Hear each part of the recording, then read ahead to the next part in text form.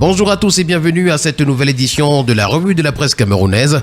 Le périple de ce matin, nous le démarrons avec le tri hebdomadaire Le Soir qui s'intéresse à la région de l'Ouest et nous fait savoir que le MINAT est satisfait après la destruction publique d'un important stock de faux médicaments et du cannabis. Ce matin, le quotidien à Capitaux Public Cameroun Tribune, pour sa part, s'intéresse à l'élection à la Banque africaine de développement. Dakar fait du lobbying à Yaoundé. Accompagné du candidat à la présidence du groupe de la Banque africaine de développement, Amadou Hott, le ministre sénégalais des Forces armées, le général Biram Diop, a été reçu hier au nom du chef de l'État par le ministre d'État, secrétaire général de la présidence de la République, Ferdinand Ngongo.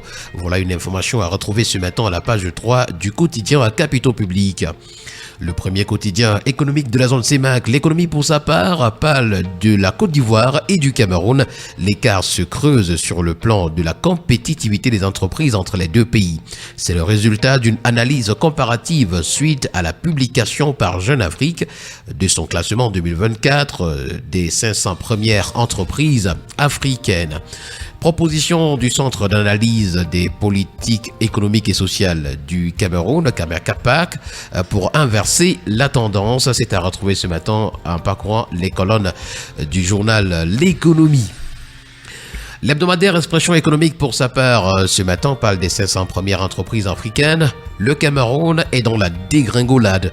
Dans une note comparative d'ailleurs sur la Côte d'Ivoire et le Cameroun, Barnabé Oukouda, le directeur exécutif du Centre d'analyse de recherche sur les politiques économiques et sociales, note que le nombre d'entreprises camerounaises a reculé de 11 à 9 entre 2023 et 2024, alors que la tendance est en hausse dans le pays concurrent qu'est la Côte d'Ivoire.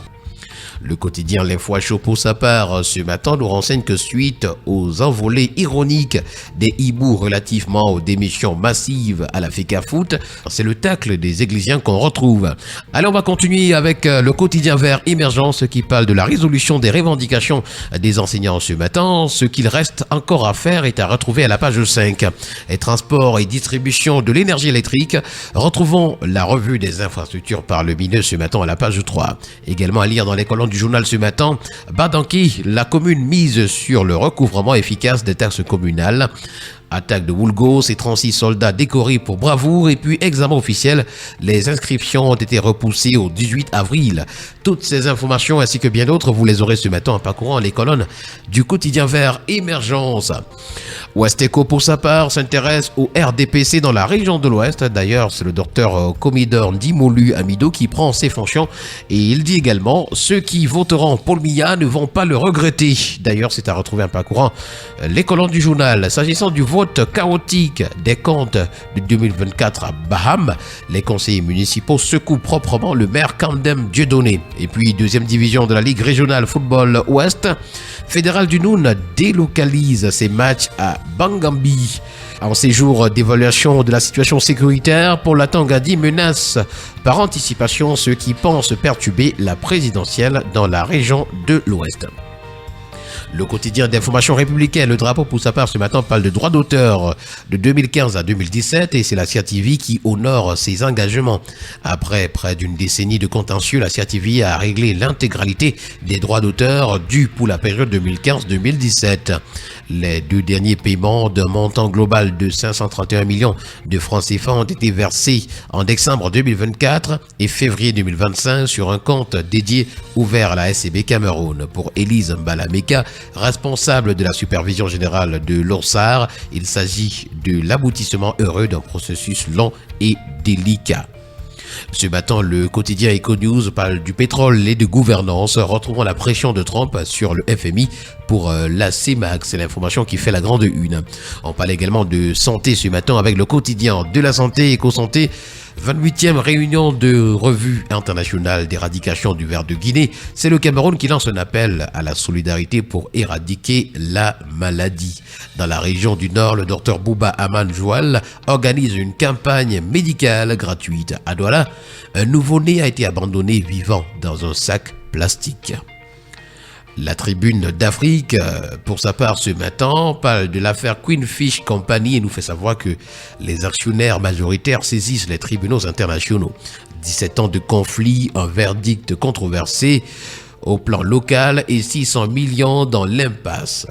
L'information ce matin est à retrouver aux pages 6 et 7. Et l'éditorial de Faustin Dicam, c'est à retrouver à la page 3. Le transport et la distribution de l'électricité au Cameroun intéressent le bi-hebdomadaire L'Indépendant qui nous présente d'ailleurs des solutions en béton. Du 7 au 9 avril, le ministre de l'Eau et de l'Énergie Gaston Eloun Somba a touché du doigt l'état de fonctionnement des ouvrages de transport de distribution de l'énergie électrique dans la région du littoral où le façonnage des poteaux en béton s'accélère. C'est à retrouver donc ce matin à la page 9. La voix du consommateur qui parle également de ce secteur d'électricité nous fait savoir que les délestages ont quadruplé en 4 ans. Les magistrats de la Chambre des comptes de la Cour suprême, après avoir audité le programme 422 accès à l'énergie, ont révélé dans un rapport rendu public le 15 mars dernier que les délestages se sont intensifiés, mettant ainsi en lumière les contre-performances de la société Eneo et les fausses promesses du ministre de l'Eau et de l'Énergie. En savoir davantage, c'est lire la page 3 du journal. Les 100 premiers jours de Maître Akere Mouna sont affichés ce matin à la grande une du quotidien Mutation. Le candidat du parti Univers à l'élection présidentielle présente ses actions prioritaires au cas où il est déclaré élu. C'est à retrouver ce matin des pages 6 à 7. Sur l'axe Yaoundé-Bafoussam ce matin, un accident a fait 6 morts. Et puis conférence internationale, le cacao se refait une cabosse. Avec le quotidien régional d'information du Nord Cameroun, l'œil du Sahel de Guy Baïgatama ce matin, on parle du Mayo Tsanaga où Boko Haram a abattu un élève à Gaboua.